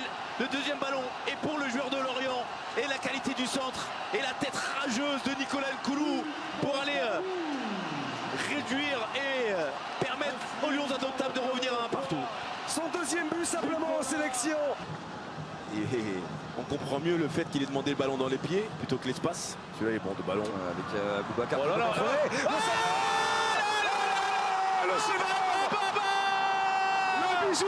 le bijou offert par Vincent Aboubacar. Quelle folie! Qui a complètement changé le visage des Camerounais dans ce match. cette finale. Et c'est lui qui vient marquer son premier but dans cette compétition et permettre pour l'instant au Cameroun d'être champion d'Afrique. Quel but! L'âme de la deuxième mi-temps, Vincent Aboubakar de la part des Camerounais. Quel nez de la part d'Hugo Broos d'avoir fait ce changement. Xavier, encore une fois, Dans la joie de Samuel Eto'o. Cette grande joie de Samuel Eto'o, la folie du banc de touche camerounais qui est en train, pour le moment, de s'adjuger ce sacre de champion d'Afrique grâce à une très très bonne deuxième mi-temps. Elle est loin cette Coupe du Monde 2014 où le Cameroun se déchirait sur le terrain. Ils ont trouvé toutes ses vertus de solidarité, c'est terminé. Le Cameroun est champion d'Afrique. Le 5e titre de champion d'Afrique pour le Cameroun. Les Lions qui sont redevenus indomptables. Avec la joie extraordinaire de Vincent Aboubakar. Le grand bonhomme de cette finale. Le Cameroun terrasse l'Égypte et remporte un 5e titre de champion d'Afrique. Eh oui, on a un champion d'Afrique maintenant à Sochaux, il s'appelle Adolphe Tekieu. Imaginez un peu, il est quand même arrivé en prêt du côté de... Enfin, pas en prêt, il est arrivé du côté de Sochaux, personne ne le connaissait, il était un illustre inconnu. Il a fait sa place au FC Sochaux-Montbéliard. Il est arrivé en équipe du Cameroun et maintenant il est champion d'Afrique. C'est beau quand même. C'est beau, c'est une belle histoire en tout cas pour ce joueur. Bon, c'est sûr que pour la finale, il s'est blessé en début de partie, c'est sûr que on était un peu triste pour lui, mais à la finale, il a quand même fait tous les matchs. Et puis, on peut quand même souligner que dans cette équipe du Cameroun, il n'y a pas eu de joueurs comme dans certaines équipes, des joueurs qui sont remplaçants, qui le prennent mal, comme Nkoulou, qui aurait pu être titulaire par rapport à Tekieu, qui est quand même un joueur qui évolue dans une grande équipe en France. Donc, forcément, ça aurait pu créer des disparités. Et on a vu justement sur la remise de la coupe, Mukonjo, qui va chercher Nkoulou, et ils vont soulever la coupe à deux.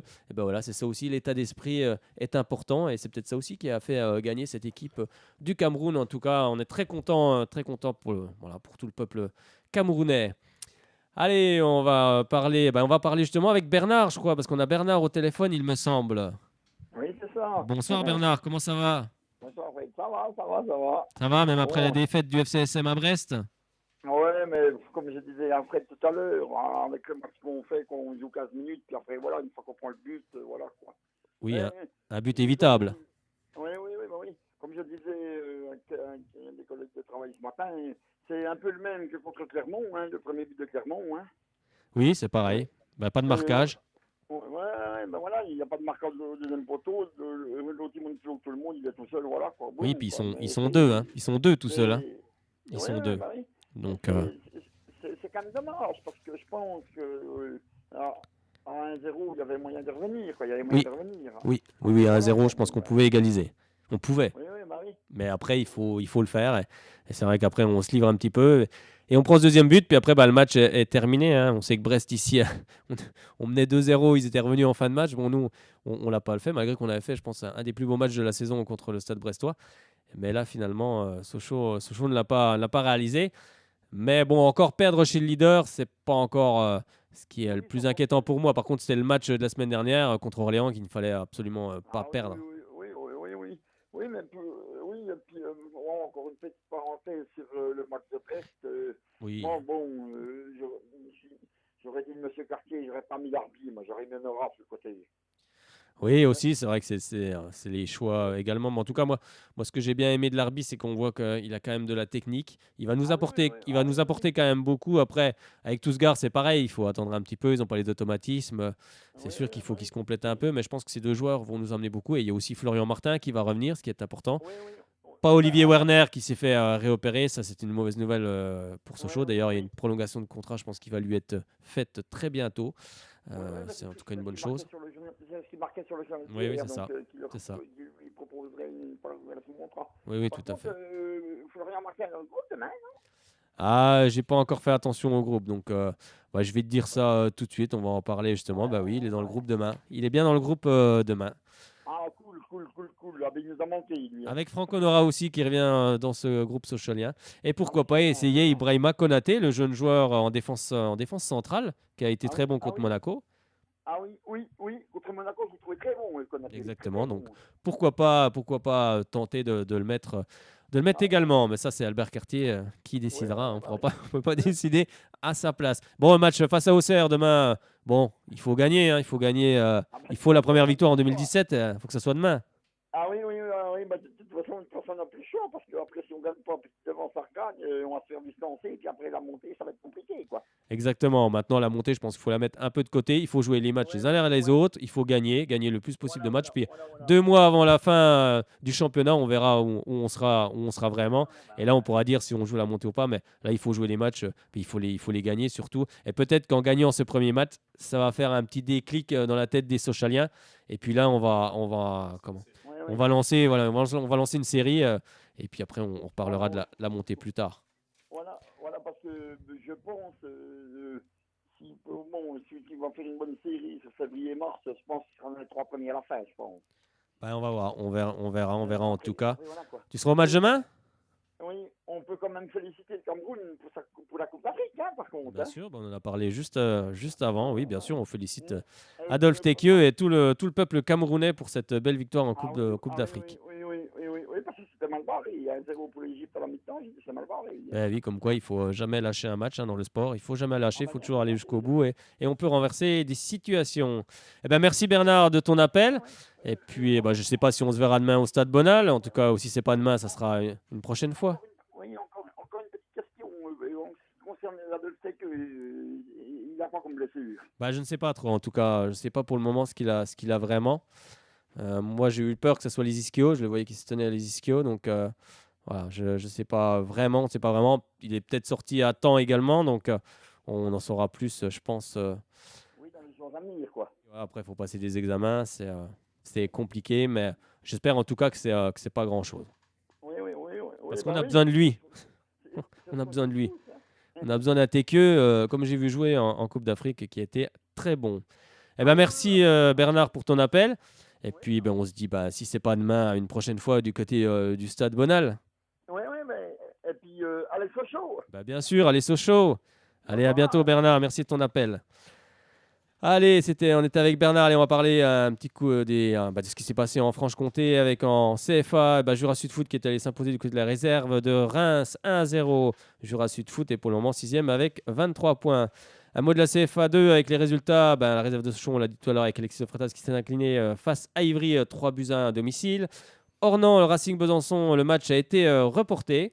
Il y a eu également d'autres résultats concernant les équipes franc-comtoises avec Pontarlier qui est allé faire un bon match nul du côté de la réserve de 3-0 partout. Le Besançon Football Club a explosé selon Jet 5-0. Le réveil sûrement des hommes d'Hervé Genet, on l'espère en tout cas. Allez, au classement, on parle du classement justement avec Pontarlier qui est premier avec 29 points. Je vois Fred qui me fait des gestes, je comprends pas ce qu'il veut me montrer. Oui, qu'est-ce qui se passe? Juste une petite info qu'on a su juste le lendemain de la dernière émission.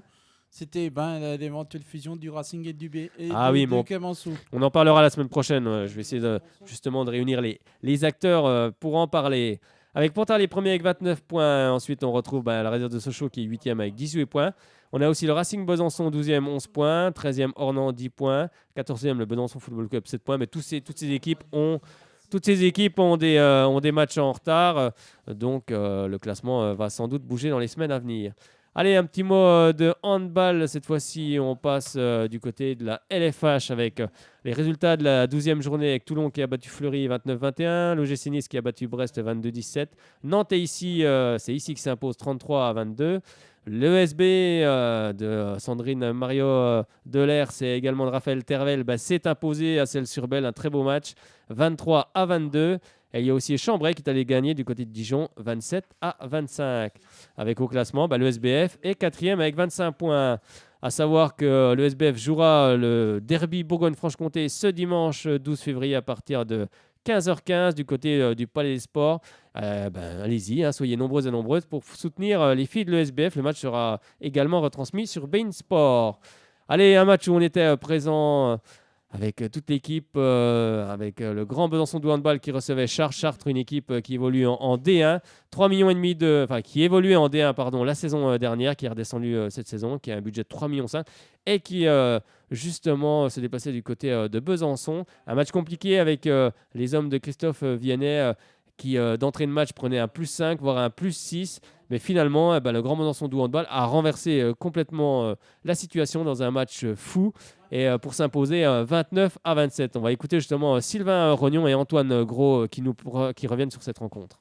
Avec Sylvain Rognon. Bon, Sylvain, après ce match qui avait mal démarré, c'est vrai que Chartres a commencé fort avec ce +5. Finalement, vous n'avez pas lâché. Vous êtes revenu déjà à -3 avant la mi-temps. C'était compliqué, mais quelle belle victoire. Oui, c'est vrai qu'on n'a pas pris le match par le bon bout, comme on dit. On a été certainement très, très nerveux et très tendu au départ. On sait que pour nous, on aborde un mois de février pas simple, parce que si on veut se maintenir le plus tôt possible, il faut engranger des points, notamment à domicile. Et je pense qu'on a pu voir l'extrême tension qu'il y avait en début de match. On a pu revenir en première mi-temps à 3 buts grâce à un changement défensif de système.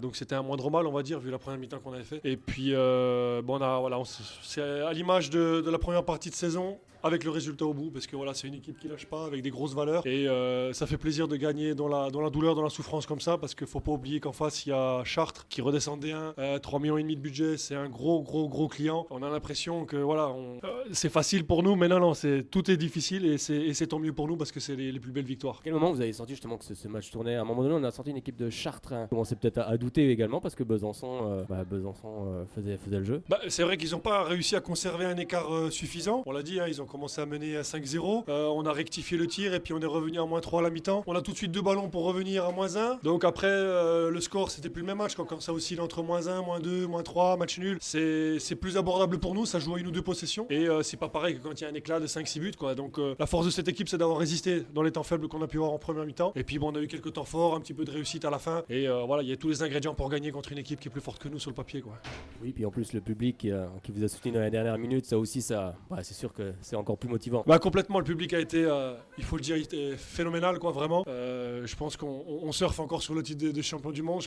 J'espère que vendredi prochain, il y aura encore plus de monde pour nous soutenir, parce que vraiment, on sent la différence. Quand on est en difficulté, sur un ballon difficile, sur un ballon chaud, on entend le public, on entend les encouragements, on entend les messages que les supporters nous témoignent, et ça nous fait aller encore plus haut et encore plus fort. C'est bon aussi pour la confiance, c'est vrai, vous l'avez dit, un mois compliqué, et avec Cherbourg qui vient à domicile la semaine prochaine, on espère que ce public sera encore bien plus nombreux. C'est vrai, on a besoin de notre 8e homme, parce que c'est vrai qu'on sent bien que là on se sent pousser des ailes quand on est soutenu comme ça par nos supporters. Donc je vous donne rendez-vous vendredi prochain, 20h15 contre Cherbourg, ça sera encore une grosse bataille. On sera là en tout cas, merci beaucoup et bravo. Voilà, on l'a eu, c'était peut-être pas très beau parfois, mais il faut retenir la victoire.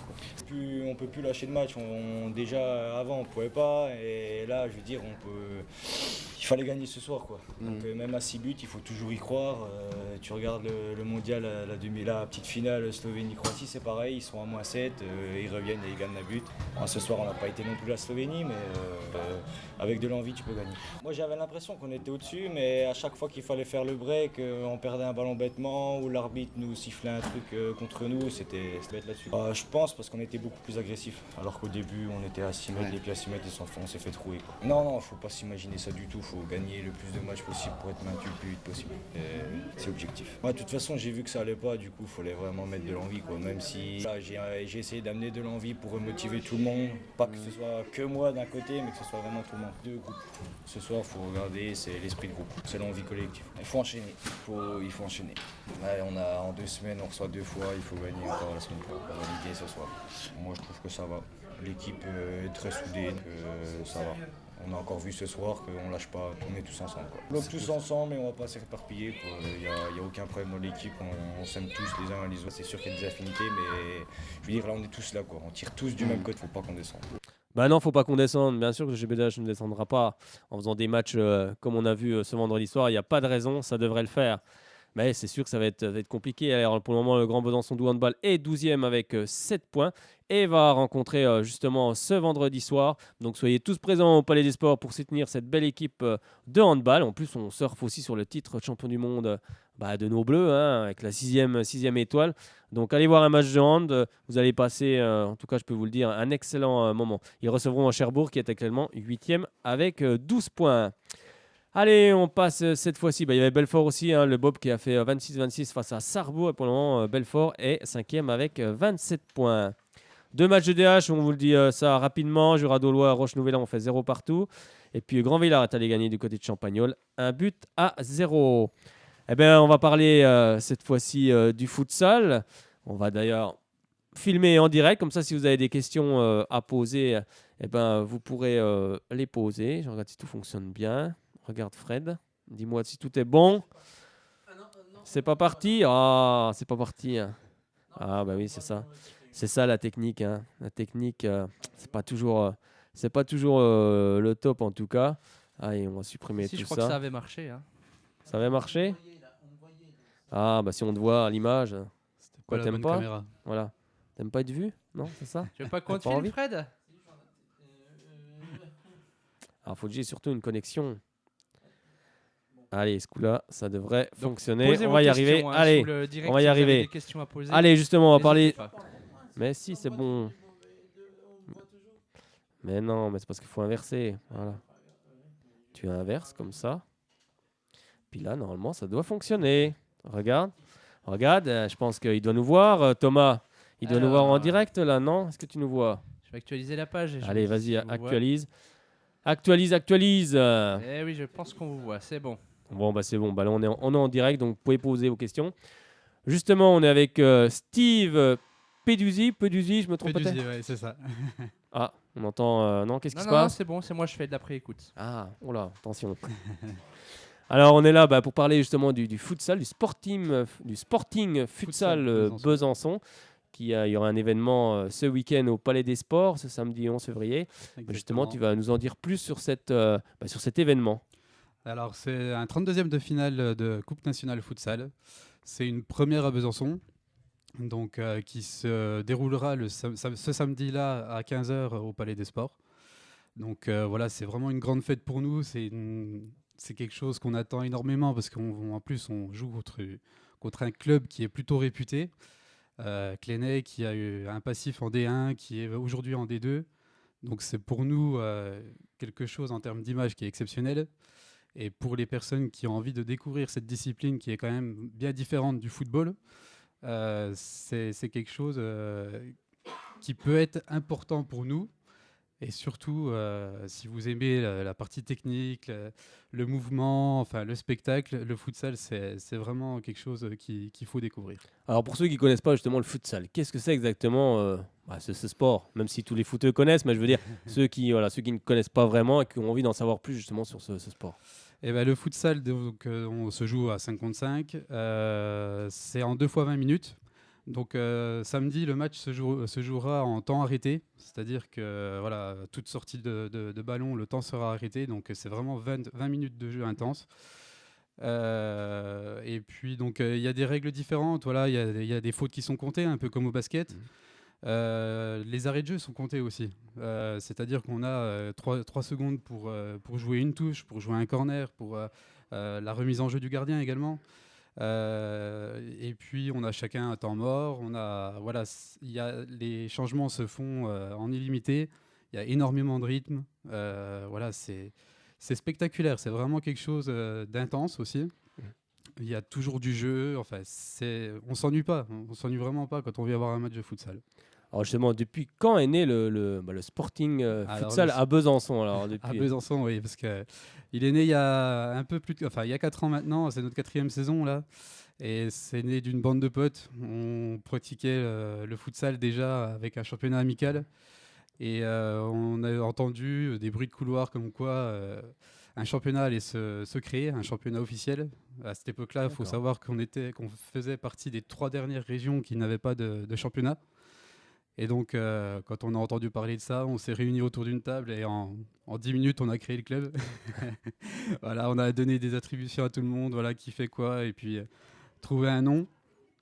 Et oui, ça s'est vraiment fait très vite et on prend énormément de plaisir. C'est une famille, Et justement, le club compte combien de licenciés à Besançon? Aujourd'hui, on a une 50aine de licenciés. On a 2 D'accord. équipes seniors et puis une équipe U18 parce que la Ligue a lancé un championnat aussi U18.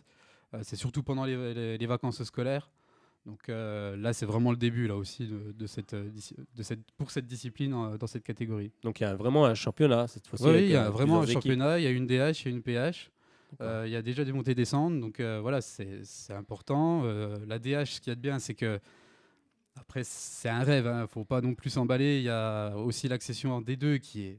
On passe qui est de DH possible. à D2, Voilà, c'est ça? c'est ça. C'est un peu Avant, comme il y les a, filles, il y a alors. aussi des barrages. D'accord. Mais samedi, on va se frotter à la D2 et je pense qu'on verra qu'il y a quand même encore un monde d'écart. Ouais. Donc, on ne va pas non plus s'emballer. C'est bien de jouer les barrages au moins. Faut savoir qu'on est en tête de la DH cette année. Et puis, en 32e, on fait vraiment une très grosse saison. Donc, félicitations à tout le staff et à tous les joueurs pour cette première partie de saison qui est déjà bien réussie. Oui, c'est vrai, j'en parlais il n'y a pas très longtemps avec l'entraîneur de Saint-Vite, Medikawa. Il nous parlait justement des filles de Saint-Vite. Oui. Et c'est vrai qu'elles passent directement, elles sont premières en tout cas pour le moment, on leur souhaite d'aller en deuxième division. Mais on passe directement de la DH à la D2, donc un Aussi, peu comme le ouais, futsal. c'est un peu Et comme là, ça. après, il y a souvent un gouffre entre les C'est deux. pour ça, parce que voilà. c'est plus pareil. C'est vrai qu'on essaye de calmer certains joueurs parce que voilà, eux, ils voient la D2. Ils ont de l'ambition, quoi. Ils ont des étoiles dans les yeux. Bah mais oui. voilà, c'est bien d'avoir de l'ambition, mais il faut qu'elle soit aussi mesurée. Raisonnée, quoi. Et puis, au moins jouer les barrages. C'est quelque chose d'important parce qu'on va se frotter à d'autres équipes aussi des régions voisines qui ont beaucoup plus d'expérience que nous. Et déjà là, il y a un certain niveau. On a joué Kingersheim il y a 2 semaines maintenant. On a déjà vu la différence d'intensité parce qu'à notre niveau, les tacles et le contact est interdit. Oui. Voilà. Et ce que j'ai oublié de dire tout à l'heure, les fautes sont comptées. Donc la 6e faute, c'est coup de pied de pénalité. Donc voilà, c'est vrai que nous, on fait très attention aussi à ça. Et puis par contre, au niveau des deux, les tacles et le contact est bien réel. Donc là, nous, je pense que nos joueurs vont sentir la différence samedi aussi. Ils vont découvrir un petit peu. On va tous découvrir, mais c'est vraiment une fête pour nous. On veut vraiment montrer au plus large public possible le futsal. Donc on espère avoir du monde. L'entrée est gratuite.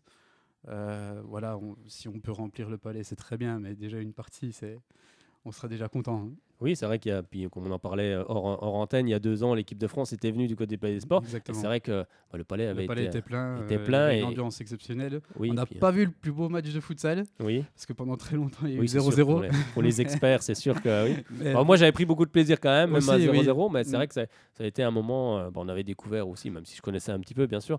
Mais franchement, c'était impressionnant dans les petits périmètres. Et on a un joueur à Sochaux qui est issu du futsal, hein, c'est Moussa Sao, qui a joué longtemps, parce que ça fait que 2-3 ans qu'il est professionnel. Et on voit quand même qu'il a gardé quand même cet instinct dans les petits périmètres. Il est capable d'éliminer facilement. Et c'est ça aussi, c'est un côté très très technique. Oui, c'est très technique. Et puis on le voit après. Il y a beaucoup de contrôle semelle. Et puis on voit les joueurs de foot à 11 qui sont aujourd'hui professionnels. On les voit avec cette technicité là qui proviennent tous du futsal. Les Brésiliens, beaucoup. Enfin, la France, on est un peu à la traîne aujourd'hui, mais voilà, ça se développe tranquillement. Et puis c'est vraiment une très belle discipline. Bon, Besançon a des chances de taper quand même la Ligue 2. Enfin, la Ligue 2, la D2, deuxième division. La D2, on verra dans quelques années, mais voilà, comme je disais tout à l'heure, si on se frotte déjà à des équipes qui jouent les barrages d'autres grandes régions, on progressera petit à petit. Voilà, aujourd'hui, on attire quand même des joueurs importants. On a Imad Boussaïd qui joue au BFC. D'accord. On a aussi Jérémy Courtet et Mohamed Sissé qui jouent à Pontarlier. D'accord. Oui, voilà, donc on commence à attirer du monde. On commence à avoir des joueurs spécifiques futsal aussi. Et donc voilà, on grandit en espérant un jour peut-être, mais au moins faire tous les ans les barrages. Mais il y a un championnat professionnel, je veux dire, il y a une première division où Il y a une les première joueurs sont division. professionnels ou en D2 ils sont semi-professionnels, oui, D'accord. parce que c'est quand même compliqué. Il y a 2 gros clubs en France. Il y a le Sporting Paris qui est une filiale du Sporting Lisbonne. D'accord. Voilà, qui est lui professionnel parce qu'ils attirent des étrangers de partout, surtout des Portugais, surtout des Espagnols aussi. Et puis il y a le Kremlin Bicêtre, toujours à Paris. C'est vrai que c'est très développé sur Paris. Qui est aussi un très grand club. Mais non, la D1 aussi progresse. Et puis, voilà, ça suit aussi chez nous. La Ligue fait beaucoup d'efforts pour que ça se développe au maximum. Le plus difficile, c'est les gymnases. Oui. Donc c'est vrai que c'est ça qui nous freine un petit peu, nous, parce que c'est vrai qu'on pourrait monter en quelques heures une équipe féminine aussi. On pourrait, voilà, ça freine un petit peu, mais voilà, on prend notre temps aussi, c'est aussi bien. Comme ça, on grandit Vous avez pas. des endroits où vous pouvez vous entraîner quand même à Besançon? Oui, ben là où la ville nous laisse les gymnases de Torcol à Saint-Claude. D'accord. Mais voilà, on fait avec, parce qu'on partage le gymnase quand même avec d'autres clubs à Besançon. Mais on sent que de toute façon, ça commence à bouger. Voilà, on nous laisse le Palais des Sports pour cet événement là, samedi. Chose. Donc voilà, on commence à avancer et en espérant que ça aille bien pour la suite. Ouais. Alors, si demain j'ai envie de faire du futsal à Besançon, où c'est qu'il faut que j'aille, qui faut que je contacte, comment ça se passe exactement? Vous pouvez nous contacter sur notre page Facebook, donc le Sporting Futsal Besançon. On a un site internet aussi, sportingfutsalbesançon.fr. Voilà, il y a toujours une case contact par Messenger sur Facebook. On répond très rapidement. Donc voilà, n'hésitez pas à venir tester, à venir faire des entraînements pour commencer et puis voir pour faire la saison prochaine avec nous. Bon, bah Fred, va t'inscrire l'année prochaine. Hein, pourquoi pas? Bah oui. Bon, en tout cas, allez découvrir cette discipline.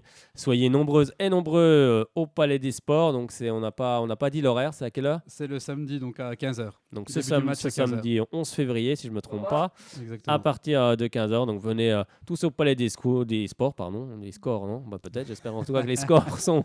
Ah, c'est un beau lapsus. Les scores seront les scores seront peut-être en faveur de Besançon. En tout cas, on le souhaite parce qu'après les 32e, c'est pareil, 16e et ainsi de suite. Et ainsi de suite, et pourquoi pas encore avoir un club de D1 pour la suite, mais on va déjà faire ce match-là et puis on verra. Mais bon, la coupe, c'est ça. Hein. La coupe, ça. c'est beau. Hein. Tout peut arriver en Coupe de France. Donc, soyez nombreuses et nombreux au Palais des Sports ce samedi 11 février pour suivre justement le Sporting Futsal Besançon. Je pense qu'on a tout dit. Quelque chose à rajouter? Écoutez, c'est parfait en tout cas. N'est-ce pas? On va clore l'émission sur cette belle discipline que vous pourrez découvrir ce week-end à Besançon. Donc n'hésitez pas, allez-y. Puis dans la semaine d'après, allez voir un entraînement, allez taper un peu dans la balle, allez voir si vous avez de la technique. Si, le match est juste avant celui du BFC à Léo-Lagrange, donc comme ça, une belle après-midi de foot à Besançon, c'est parfait. On peut faire... Voilà. Bah oui, c'est le BFC contre Ivry qui sera à 18h, si je ne me trompe pas. C'est bien ça? Un match en retard, bien sûr, c'est un match en retard, oui. Voilà, on va terminer là-dessus en tout cas. On vous souhaite une bonne semaine à toutes et à tous. Un très bon match à nos socialiens demain soir. On sera du côté du Stade Monal. Un match que vous pourrez suivre sur la page Twitter de Soyons Sport et sur la page Facebook, en espérant qu'il y ait beaucoup de buts du côté des Jaunets Bleus, bien évidemment. Mais bon, après, que le meilleur l'emporte en tout cas. Bonne semaine Thomas, bonne semaine Fred, bonne semaine Steven. Merci de m'avoir accueilli. De rien, et puis voilà, une belle qualification ce samedi. Allez, croiser les doigts. Oui, il faut croiser les doigts, il faut rien lâcher dans le sport. Allez, à bientôt et surtout, allez Sochaux!